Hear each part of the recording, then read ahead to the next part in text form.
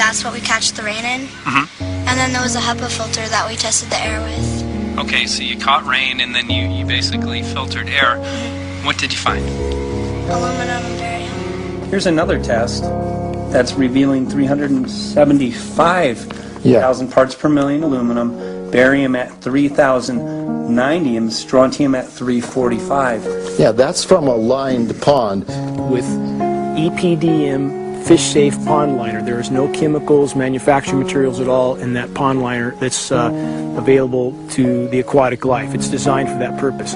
The well that feeds this pond has been tested and retested. ND, no detectable aluminum, 0. The only other place this pond can receive water is rainfall. We are located on a filtered, forested hilltop, miles and miles and miles away from any industry, highway, and so forth. After several heavy spray days, there was a film that we received formed on the surface of the water, and we tested that crust, and it was aluminum and barium. That after a year and a half's accumulation had 375,000 parts per billion of aluminum in it. It's literally toxic. We can say conclusively that what we see in the sky matches expressly what's outlined in numerous patents, and the materials on the ground match those patents. This material was not there 5 years ago. It is a recent phenomenon in the quantities it's in. It has escalated in some cases 50,000% in 5 years in the case of aluminum. From our original baseline reading of 7 parts per billion, which was already high, it has escalated up to 50,000% in 5 years. And we've seen profound changes in that time. Dr. Leonard Time, PhD in chemistry, I cross-checked with him, and he says the oxides of aluminum, barium, and strontium will drive your pH into the coastal, from an acid soil like this up into the neutral. There's no question about it. And that's exactly what you see happening. Wow. I have a doctorate in inorganic chemistry from Oregon State University, in which I was working with different metals and oxidation states, and then did a postdoctorate work at Brandeis, where I was working stabilizing off oxidation states of different metals. The goal is to sort of figure out how everything fits in the dynamic equilibrium of life. I was working with Francis up in Mount Shasta, and he showed me some rainwater analyses that had to do with levels of aluminum, strontium, and barium in the atmosphere. So I feel the major toxin in these chemtrails is the aluminum. And from the levels we were looking in at Mount Shasta, this is totally, totally unacceptable. When you get to metals and biological systems, you're no longer talking about the bulk aluminum that people think about when they're drinking from soda pop cans and that. So once it gets to the aluminum oxide stage, it just forms a plaque within your arteries and shuts down life.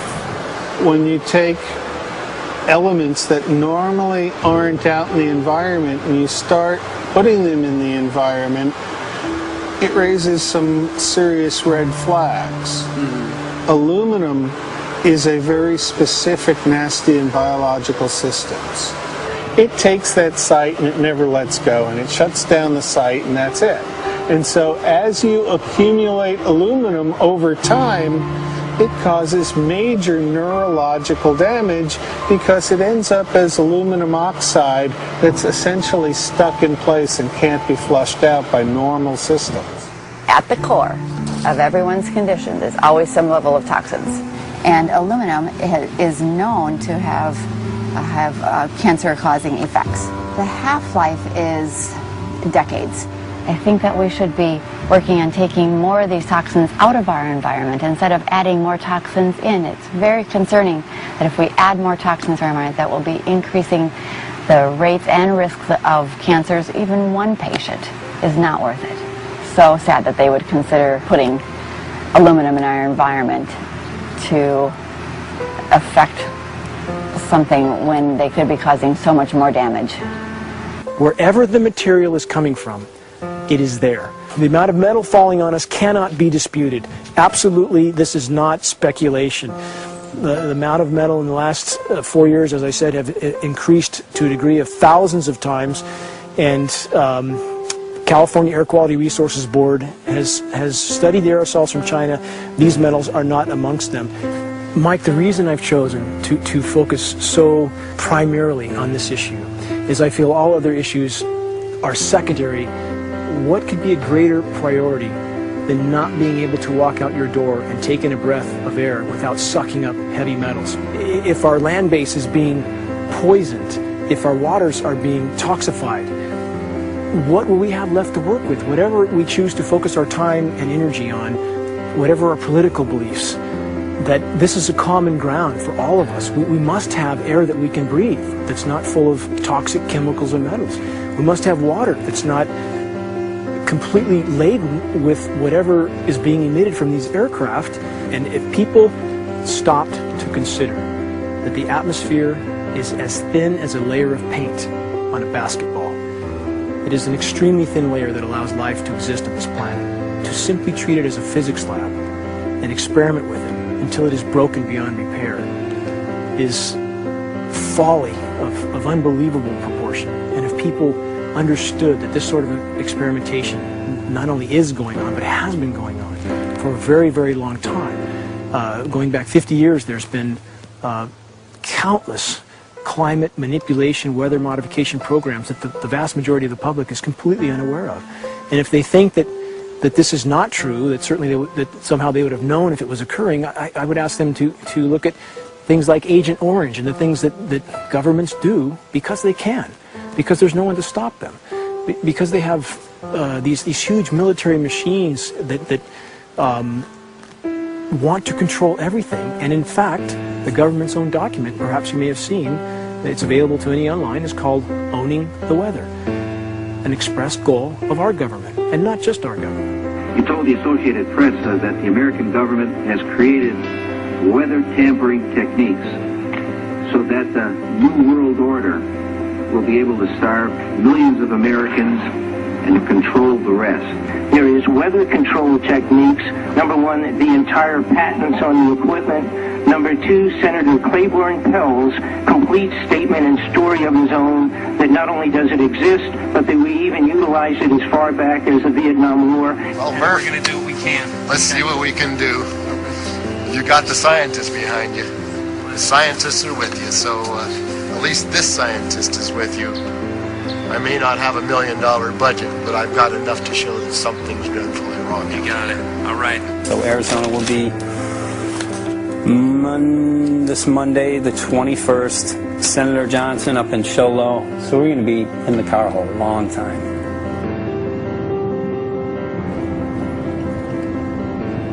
Well, it is such a pleasure. This is such an excellent place back here, I'm telling you, Michael. But you know what? We love it. It's so private and it's so quiet and peaceful. And please come in. My name is Karen Johnson. I served in the Arizona State Legislature for 12 years. I was in the House for 8 of those years and in the Senate for 4 of those years. When you see a plane fly overhead, there's a trail that leaves the end of that plane, and it goes from one horizon all the way to the other as the plane flies across, and it begins to filter out and cover more and more of the sky in kind of ripples. It widens out and fills the whole sky. I mean, how could anybody think that that was the case? And then to live and to be underneath that and know that whatever is in that is falling down upon you and upon your animals and upon the earth. And I mean, it's frightening to me. And if people don't start really waking up and facing the fact that we've got people that are doing terrible things to us, and we had better wake up and fight back now. I mean, I'm the mom of 11 kids. I've got 35 grandkids. I mean, I've got a stake in this. I care about what is going to be left for my children. I care about it, and I'm extremely worried about what is going to be left to them.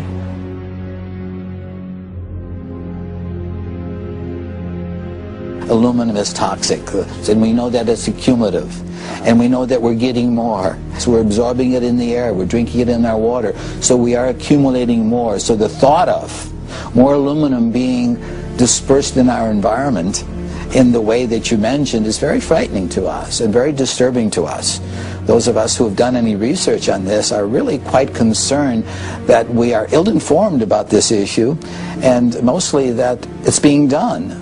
Aluminum is toxic. We know that it is. We can debate as to the amount of toxicity that is going to be disturbing the body, but as far as really accepting the fact that it's accumulative, it's synergistic, then we have to conclude that it's not a good idea to put it in our atmosphere, especially when we know we're getting increased amounts, and especially since we know that the scientific communities around the world are pointing a finger at the heavy metal toxicities, at the toxicities that we're absorbing in the day-to-day food that we eat and the air that we breathe. The concern is off the charts about why is this happening? Why is this being allowed to be sprayed continually all over the United States, all over the world? Who is paying for this? I mean, the incidence of Alzheimer's has just skyrocketed, which evidently has to do with an accumulation of aluminum in the brain cells. I mean, I think almost every family has been touched by a member as they get older having Alzheimer's. And it's a horrible disease. And to say that, well, this just came because people drank soda pop out of aluminum cans, you know, when my father passed away with Alzheimer's and he didn't ever drink soda pop, you know, that explanation doesn't ring true with me. And so I'm wondering, how much did this chemtrail spraying back in the Illinois area affect him? Aluminum and fine metal is an accelerant. A friend who's a firefighter up in Pine, Arizona for 20 or 30 years says that the wildfires now that they're fighting are way beyond anything they've seen before in intensity.